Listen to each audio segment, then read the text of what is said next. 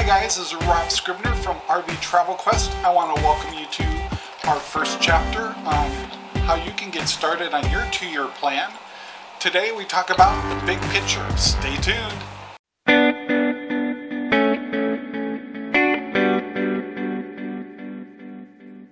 Hi, I'm Rob.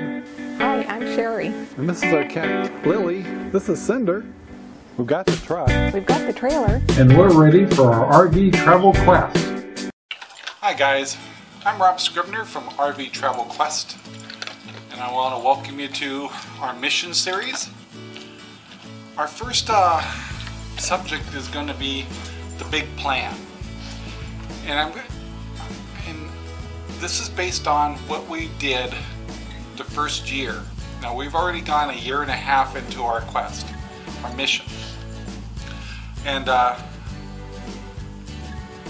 I want to break it up into 2 parts. One will be the big plan, planning for what you're going to do for RV full-time travel. And then I want to break it down to what you're going to need before RV travel. So I started writing notes on this stuff and they got gigantic. I'm going, this is too much content for one video. So we're going to break this one up. So we're going to start off with the big plan. So, without going way back into our past, all I can tell you is Sherry and I got devastated back in 2009. And so, rule 1 was get everything under control. So, to make a long story short, no more house, no more motorhome, no more boats. It was all gone. We had to get back to normal type of work. I was fortunate. I came from a company I left that I was actually able to return to over time, and which happened to have my pension already there. So I was lucky enough to get back into that company and to add on to that pension.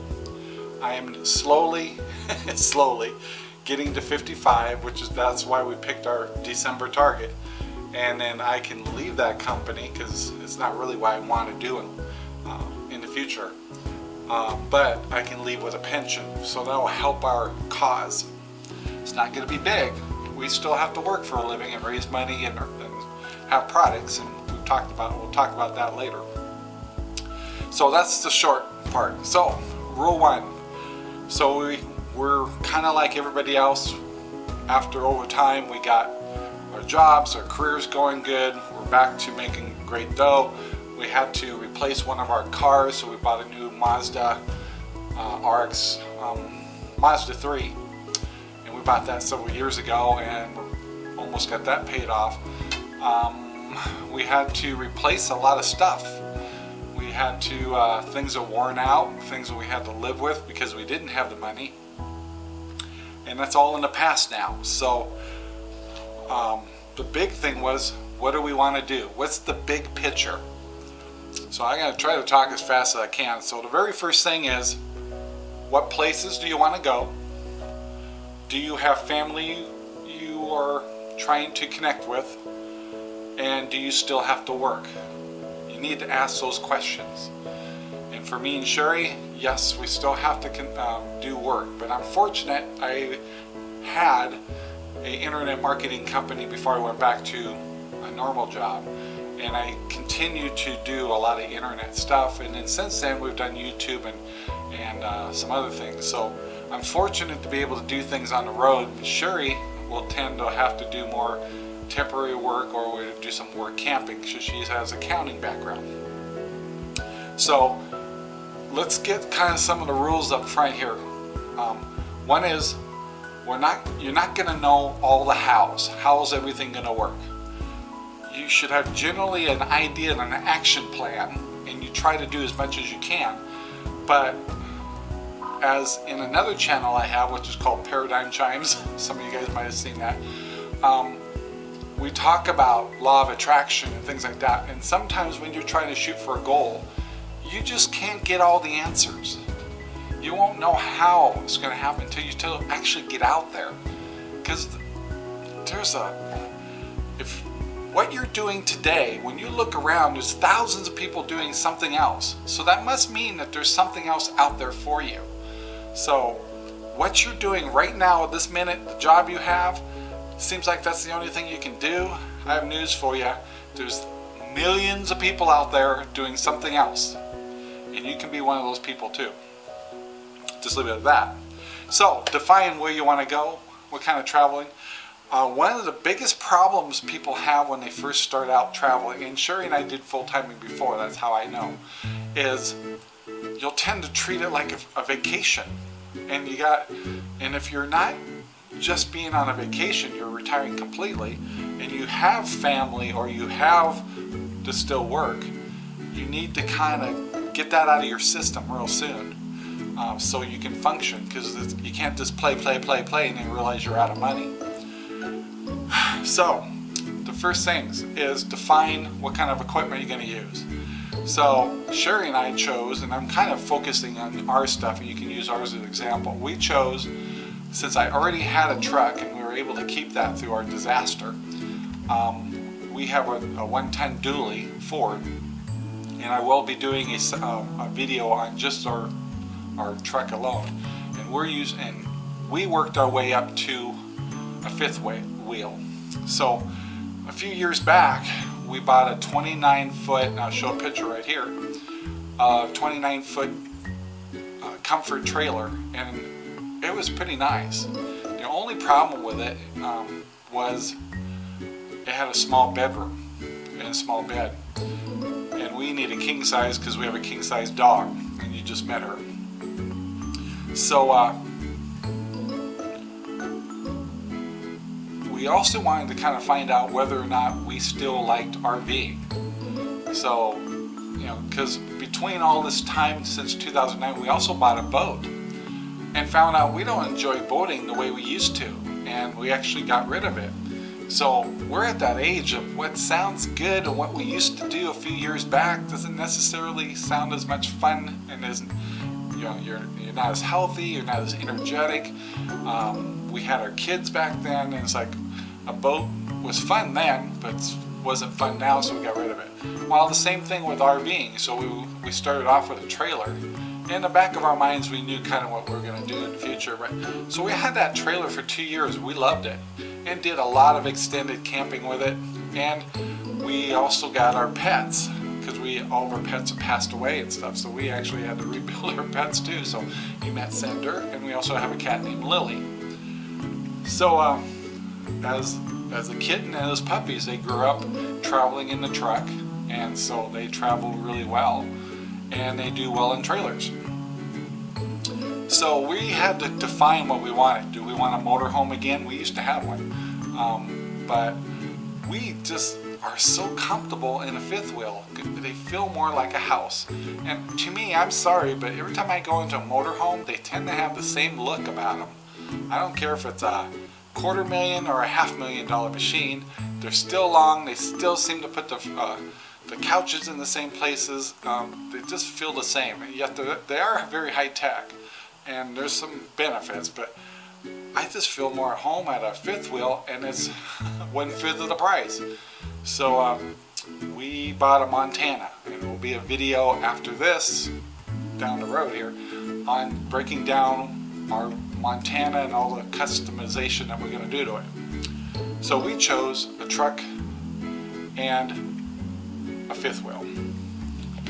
So the next question is, that's whatever you decide, if you're going with used equipment or new equipment.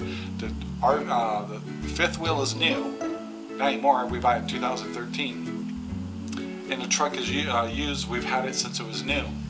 So during this time, this year and a half, our highest priority has been to bring up the quality of the truck, go through it thoroughly to make sure it's strong. And I have the 2002 Ford F350 with the 7.3, the 7.3 diesel in it, which is an awesome truck. So, but it's still wear and tear on it, so there's a lot of things I had to do, brakes and new tires, and we're talking, this is over a year and a half time. I just got it out of the shop for another $3,000 because I had the turbocharger redone, and I had the air conditioning redone, and in another couple of months I'm going to actually have all the transmission fluids changed, differential changed, and possibly have them look at any other things that might be an issue with a truck with 150,000 miles on it. I don't want any surprises. So during this time, you get your plan and start getting your hardware, get your truck early, get your RV early. This is well before you even decide that you're going to go full timing. And so from there, this is where you start saying, okay, this is my equipment. What do I need to do to have it top condition before we start this venture? Now, before we go any further into this master plan, the big plan is making sure you have an escape plan. What if you find out you get this far along and you don't want to do this? Or you get closer, almost to the end like us, and you change your mind and say, I don't think this is going to work for us. You need a backup plan. So for Sherry and I, we live in an apartment, and we've been in an apartment, and we intentionally have been staying in an apartment, and our lease is coming up. So before we go full timing, we're actually going to live in the RV for 4 months before the target date comes, which is in 2016 beginning. So in another month and a half from now, we're going to take everything we own that we don't want in that RV, and it's going to go into storage. And some people say, I'll sell everything. I don't want to do that. We might change our mind. We might get 6 months into full timing and say, we've had enough. And we want to go back to our house or apartment. I want to have furniture. I want to have a television. I want to have chest of drawers and a bed and all that stuff. I don't want to spend all that money again.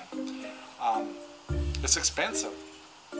So I've chosen, and Sherry and I have chosen, our backup plan is to keep all of our necessities in storage while we full-time. Now, if we're really enjoying it, we keep going for a decade, you can be sure that we're going to go into that thing until the kids either ransack it or sell everything or something.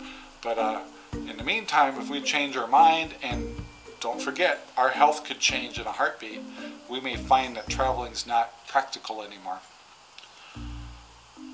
So the next thing is to consider after a backup plan is, if you have pets, are your pets capable of doing living full-time in an RV? So, and during this time between the 2-year plan that we suggest is, do your pets have all their shots, health records? Do you have them all in order? Is everything and this young lady right here, she just got out of the doctor's office yesterday to get her final shots, and she's ready to travel. So we're still 5 months away from that, but the cat and dog got a full check. They got all their shots. They're in good shape. We got recommendations of what we're supposed to do, and I'm going to have a video about pets here real soon, of things you need to consider when you travel with pets, no matter what size, cat or dog. And yes, I've actually met people with birds and other kind of animals. So the next thing is your finances. So you now have 2 years to get your finances in order. So this is different for everybody. Some people might be older, some might be younger. I'm fortunate I don't have a pension, but I don't have Social Security. That means for the next 10 years or so, I can't get my Social Security yet. So I still have to subsidize myself. And our project and our mission is also has products to trade, donations for products. And we have the opportunity of selling things, and we also have 2 books we've written. One is RV Secrets and RV Secrets 2. So we have products we can sell online, and we might do work camping, trade off for, do a little work for an RV place and maybe get free rent. So our goal was to get out of debt. So we've been taking a lot of money out. I'm fortunate I work at a place where I can have 25% of my income has been going into a program, and at the same time we had to replace all of our equipment. We had to get new computers, so we had a credit card debt that we had to get rid of. And this is from stuff from 2009 to rebuild our lives. So it wasn't until this year, the second year, that we actually paid off those debts. We're out of debt. The only debt we cover and have is a remnants of a couple more car payments. Our RV we financed. The RV we wanted to finance, and we're going to continue to finance. So we have to carry that burden with us. So the only overhead we really will have in a little time here is we'll always be making a payment on the RV. And I have a reason for that, and I'll talk about that later. So now the other overhead we're going to have is, what are we going to do about health insurance? So you have to calculate that in. So at my age, and not sharing it, I'm using the figure $500 a month. It could be higher, it could be lower. It depends how you set up your deductibles.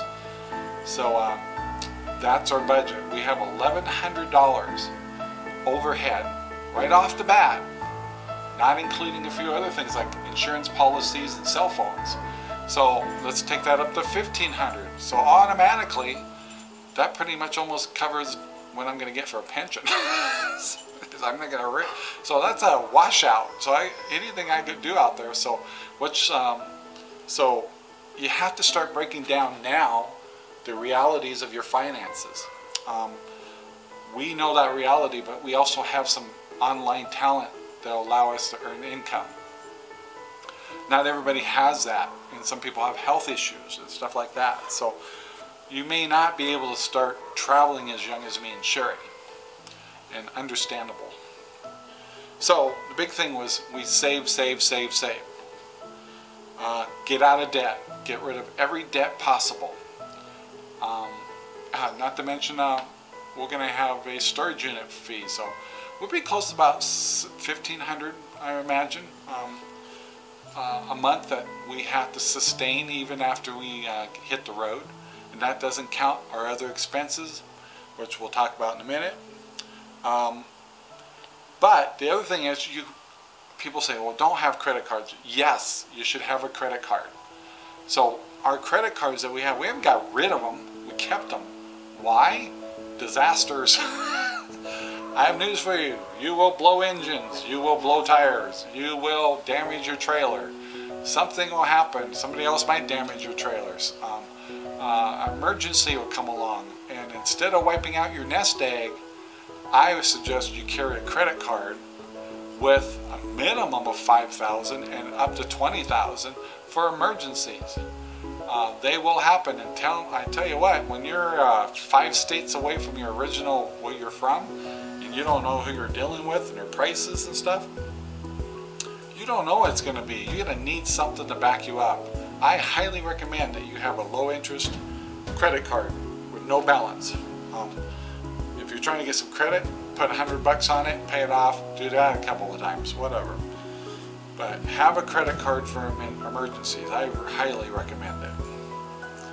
And then the other thing is, during this early stages, start studying all the travel membership programs out there. And I'll break that down a little better in a little bit. But things like Passport America, 1,000 Trails, RPI, Good Sam, Escapees. There's all kinds of programs out there. But you have to define what kind of RVers you're going to be. Are you going to move a lot, or are you going to go to places and stay for a month or so? And there's benefits to that. So in this early stage, it's really important that you define this stuff out. And you can change it. You don't have to, you're not stuck with it. Say you might say, we're going to do a fifth wheel, and a year later saying, I don't think we want a fifth wheel, we're going to go motorhome or Class C. That's cool. Whatever you want to do. And this also all applies to people going in Class Bs and van type of stuff in trailers. So we're not just saying use a fifth wheel like us. But what we did was we know exactly kind of what our habits are, and we know exactly what kind of programs we have, and we basically use Passport America, and we use Good Sam. We're kind of clever on some of the other type of programs, but we'll probably look at probably something like 1,000 Trails again, but we still have a little bit of research to do, so we're kind of waiting a little late before we decide on that, because we just kind of want to be risky. If you get a program like 1,000 Trails, that's a good chunk of change, so you want to make sure you have a good plan in place. I gotta let somebody have a tree here again. You're driving me crazy. So, and if you notice through our series here, Cinder stays by my side the whole time when I do videos, and so she likes to visit. So please be patient if she pops up and says hello. But she's our travel dog. We love her. So the next subject I want to talk about is insurance. So there's several ways to approach this. First of all, you're definitely going to need insurance for your RV. Now, my understanding, and I haven't done it yet, but I will do it when I'm ready to the last minute, is I need to find a different type of insurance. It's going to be like a renter's insurance to insure everything that's inside the RV. The RV itself is insured if I damage the RV, but the contents in it, no. That has to be covered by a homeowner's insurance. There is some specialized insurances out there, and Sherry and I will identify later to you which one we pick. We currently, right now, have it insured normally. We have a renter's insurance right now that covers our stuff in the RV. But that'll change when we actually go into the RV to live full-time, and we need to modify our insurance. So keep that in mind. You will need a specialized insurance to cover the stuff inside your trailer. And of course, you need to insure your truck if you're pulling. Same thing with a motorhome. You can insure the motorhome, but the contents in it needs to be insured also.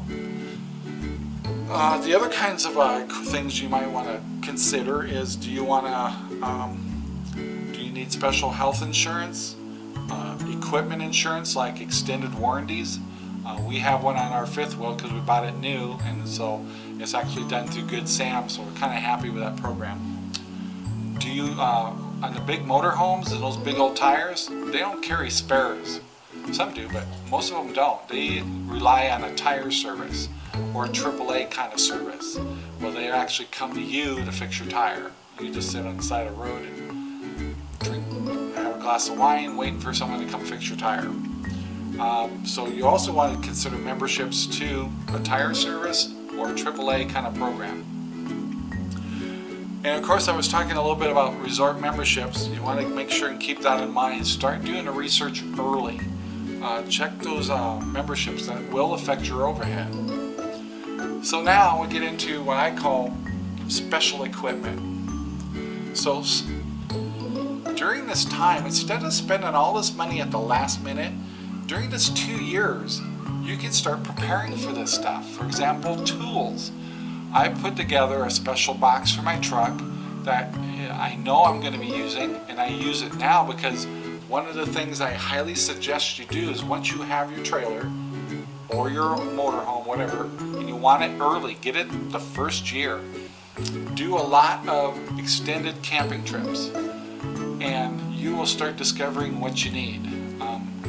So this is a great time to test. Do you have things put away right? Do you have the backup things you need inside to be able to make dinners and things like that? How are the pets handling the trip? How are they handling the RV? Do you have everything you need to sustain your pets? It goes on and on. But during this time in this trial, and extended, by the way, extended time out in your RV also gives you the opportunity to say, am I going to like this or not? Not all couples can live in a small area. You'll find yourself going outside a lot. But what kind of equipment, what kind of special equipment should you have? Well, one is tools. Things like tools you don't normally have, electrical testing tools, tapes, fuses, all kinds of wrenches, convenience tools, all kinds of stuff. The other thing is your equipment set up the way you want. As you're discovering, are you going to want to do boondocking? Well, why don't you try to take care of these expensive things now that you're employed and have all the time to do it, than at the last minute or even after you've started. So, for example, Sherry and I, we have our RV going into the shop next month, and we're having solar installed, and we're also having our battery switched out to from one 12-volt battery to two 6-volt batteries, which my understanding, and they're saying it will give me 6 times more capacity or length or usage out of my batteries than a 12-volt for longevity. So I'm like, I'm game. I was going to put two 12 volts in. The guy goes, put 6 volts in. So I'm now converting my rig over to two 6 volts, which will be put together to be a 12-volt system. But it will last longer. And I just put a trickle type of chart. I put only an 80 amp solar system on this because I'm not a hardcore boondocker. 1-2 days, I'm good. Plus, we have a generator, so between the generator and the trickle charge, I'm happy. That's all I wanted. Heating. If you're boondocking and you don't want to burn up your batteries, there's like little units that are safe to use inside called like heater buddies. Those are really nice. You want to buy this stuff now. Start buying it now so you don't have to buy it later. And like I said, if you ever back out, you still got something to do on weekends. And if you lose your power in your house, a heater buddy comes in handy.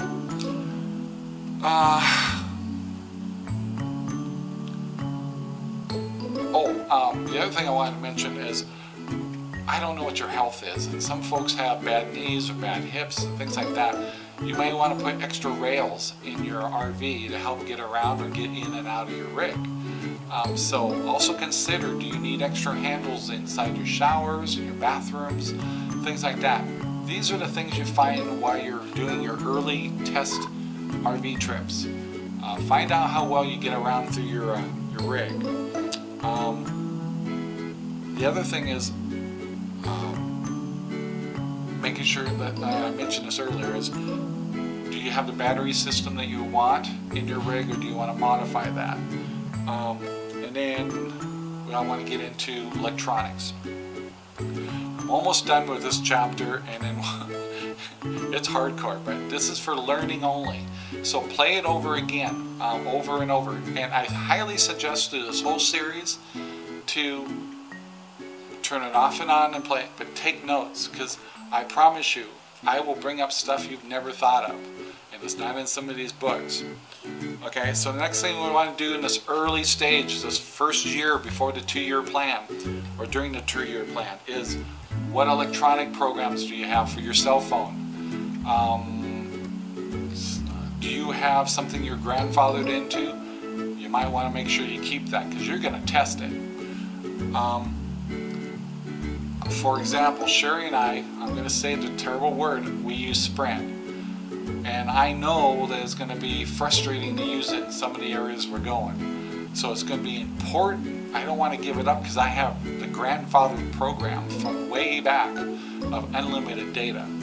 So Sherry and I need to invest big time into boosters. So we need a booster for our cell phones, and we need boosters for wireless. And there is a difference. So I'd rather buy that equipment now. So not too far back. If you're still like a year and a half before that, technology could change since from there. So I would wait till the last 6 months, and that's kind of where me and Sherry are at. Is I'm getting ready to buy my boosters now, or within the next 3 months before we go full-timing, just in case, because there has, ever since I've been studying, and there's actually been upgrades and new products out there. So if you have like Verizon or AT&T, I understand that they work very well outside your city areas, and they're great programs. And I may end up having to give up Sprint and move on to one of those programs, but I know my cost is going to go up big time if I do that. So me and Sherry are going to attempt to do this with the Sprint system. Once again, that's a program you got to pay for monthly, so that adds to your overhead. And then last but not least, not everybody's going to have health insurance, and I've talked about this a little bit now. During this time, right now, this is the time. If you got a dental program at your work or where you're doing, get all your major dental stuff done now. Get all those big ticket items taken care of now.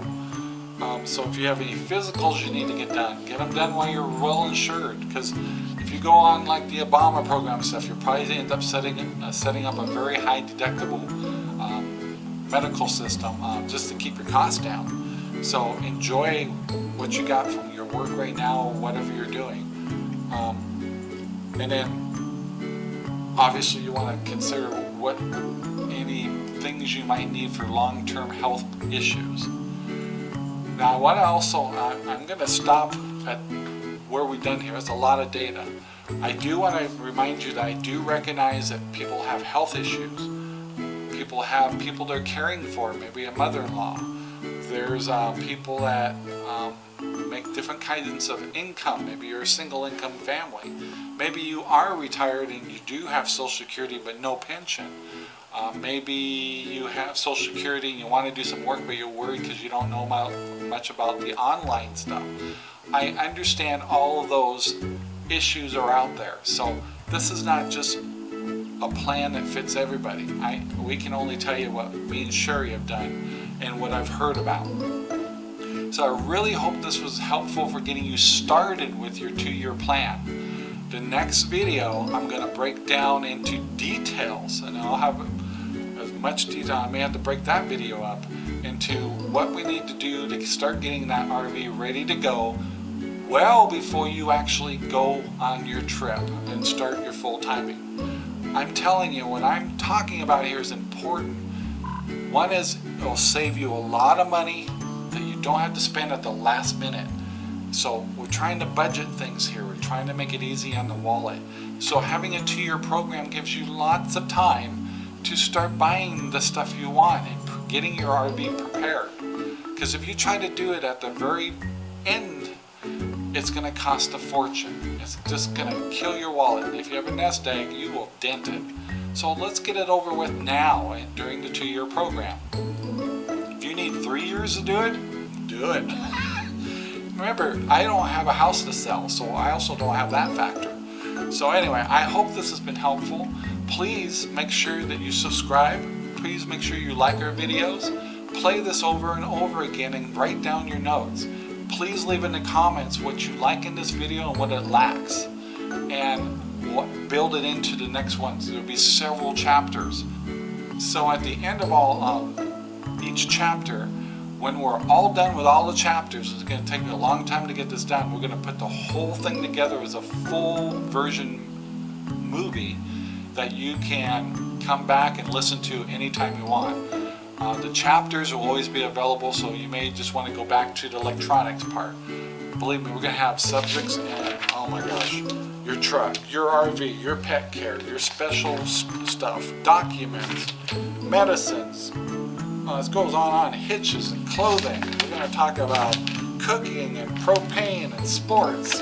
We're going to talk about outdoor gear and indoor gear and special notes and all kinds of stuff. So we have a long ways to go. But this is good, because if we can help you get started well, right on. So anyway, this is Rob Scribner, and I'll try to get Sherry on some of the videos too. I'm trying to do these during a quiet time. So please leave your messages and notes to us, and give us your feedback and anything that you'd like us to add on in the future, because we got a long ways to go to get all this down. So once again, thank you so much for watching RV Travel Quest mission series. There will be fun videos and stuff in between all these mission series, but if you go to our channel, you'll see that we have a special category that says mission series that just plays these videos. But we also have a Travel Quest videos that show the fun things and the extended trips we're doing right now, and it's going to also feature things we do when we break loose. So anyway, once again, please take the time to subscribe to our videos. Make sure you share with your friends. Come visit our Facebook. And once again, I'll quit yakking. You guys have a great day, and thanks for watching. Bye now.